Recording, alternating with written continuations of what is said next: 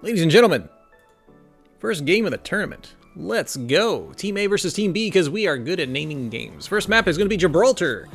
This is a payload map where you move the payload upwards of 4 different points. This is point C. This is the end of the map. Defending team will be coming out of there. And there's a long way to go all the way through the map. Behind these doors are going to be the second to last point. Team A, of course, on the blue team. Turtle, Hotgarbage, Deathblade, Impulse, Akali, and Stanley will be going against Team B, the red team. Growevil, Whiplash, Hexi, Daku, Vezenite, and Cordus. So far, they're playing the mind games of what map, what person are we going to play today? So far, it looks like on the blue team, we're going to go with 2 dive tanks, followed by a flanker, a sniper, and 2 healers. Of course, we're seeing this a lot more from the Owls. We're seeing a lot of Mercies accompanied by a Zenyatta. That's usually, the Zenyatta is, of course, really good when you're able to call out those discords. And when you call out discords, kind of makes you just a DPS. And, of course, putting on that, the healing orb for the flanking Winston or Genji is a perfect shot. So I like seeing the Zenyatta. Zenyatta's ult also really good at countering Zarya's ult. We're not seeing Zarya on either team. We're seeing double dive tanks on either side, almost a mirror build. Difference being Daku on the Tracer versus Stanley on the Hanzo. Doesn't look like there's going to be much to repair, but they are taking this high point. This is one of the points we see a lot more defending happening instead of over here. Usually you'll see teams defending right here with a shield, being able to shoot right as the attacking team comes and pushes the payload.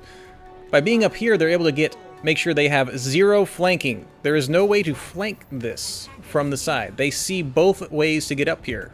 Both here, going through this little hole, and the far side, around the far end. Both Genji's playing a game of tag. I do like seeing that they are actually trying to play as a team. Both Winston's trying to go in and dominate the enemy team, trying to break up that back line. Tracer having fun in the back. Mercy's getting in a little trouble. Turtle, don't die.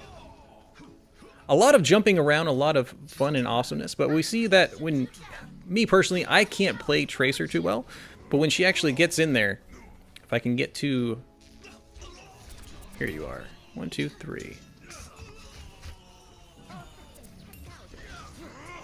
Tracers are very good, usually at countering and being in the backline, but right now, actually, this Tracer's playing very much in-house, in the middle of the fray. I don't like actually seeing that, but a lot of the team, almost nobody on either side of the team is able to not run and flank. The most immobile people you're going to see on either team is going to be the Zenyatas. Everyone else is pretty darn mobile. A lot of ults coming out from the defending team. Oh, Deathblade getting the Mercy in with that ult. Fantastic job.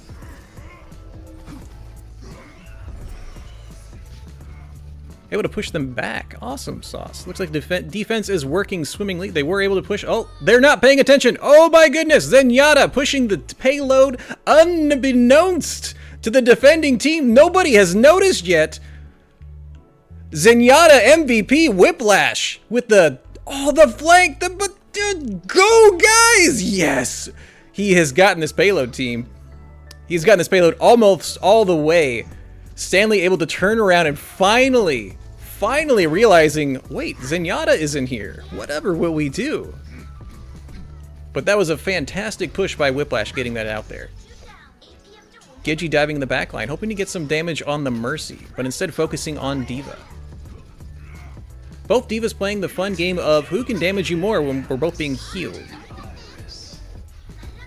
That is the attacking Genji's Blade, not getting any kills on him, though. Actually, to be sure, blue is defending, red is attacking.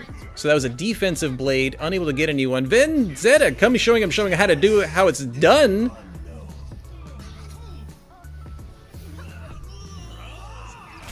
Able to get at least 1 or 2, and able to get all the way around. Akali getting in that fantastic flank. Well done, sir or ma'am. Oh, Akali getting fisted by Cordus pretty hard. Oh, Akali getting res. Fantastic. That was a very risky res done by the turtle, and of course she paid for it with her life. I'd love to know what their thought process. They're both staying both dive tanks. Healer's staying the same. The DPS has not switched at all. Again, attacking team being the red. They are going very, very divey, but I'm seeing them move more as a unit versus being... What would you call it? More of a unit than fanning out. Any comments on Hex? Nice to have another voice. Sure thing. Hex being our person of the void playing Mercy. I think that's the one we're trying to coach a little bit. Hex is right now using... Unable to keep enough people alive. Hex going down by Deathblade. Akali, of course, going in the back line, poking D.Va with his stick. Looks like defending team is going to be able to keep it from that last little point, but do they have any people coming? They do not have enough people coming. Cordus might be able to jump on the point. If he can stall just a little bit, might point out for his team, but it doesn't look like anybody's going to come and get him. No, defensive team. I don't know. I'm just going to call him Team Blue. Team Blue does a successful defense. Red team able to actually push it almost to point A by that sneaky Zenyatta push. Nobody was noticing. They were too focused up front. That could have been big. That would have been spifftastic, I'll tell you what. For both teams being very divey and kind of going right in there, I didn't feel like there was a back line to dive into. Everyone kind of stayed as a ball and no one was able to kind of pick anybody off too easily. I did see a lot. We're going to see a little bit of a change up here, though. We're not going to have as many dive tanks. Oh gosh, are they really doing this? Are they going to do attack Bastion? Are they going to do the pirate ship? Right now, Impulse is sitting on the Bastion. Deathblade, Deathblade is going with attack Symmetra? No. I love seeing this sometimes in the Owls, and they'll joke around. They'll be like, ha ha ha, we're going to attack this, attack that Bastion. But pirate ship actually seeing a lot of that more in my games, which is going to be the low plat. Because not enough teams communicate and figure out, well, this is what we need to do to counter a Bastion. We're going to see a defending Widow. Finally going to see some more Widow. You see Widow almost... Sniper 1-on-1s is what is going to define how which ball is going to roll harder. If you win the 1v1 sniper, you already have an advantage. Especially when I'm looking at the attacking blue team and all that. They have a D.Va that they can go after that Widow, but they don't have much else. See, McCree has a fall off when he's shooting from far away. So if the Widow's able to stay far enough away, McCree's attacks are only going to do about 30%, even with a headshot. That's not going to be able to 2 or 3 shot her. It's going to need to be all headshots, and I believe it's 4 shots, and it's going to be able to kill her off. So either the D.Va needs to make sure to counter and dive the Widow very, very hard, or she's not going to get it. Tracer hopefully will be able to get in the background, but a Widow looking for some picks, not going to be able to get it. Hopefully she'll come back and go to her team, because otherwise the Tracer's going to come around all the way around the side to the right, just like she is right now.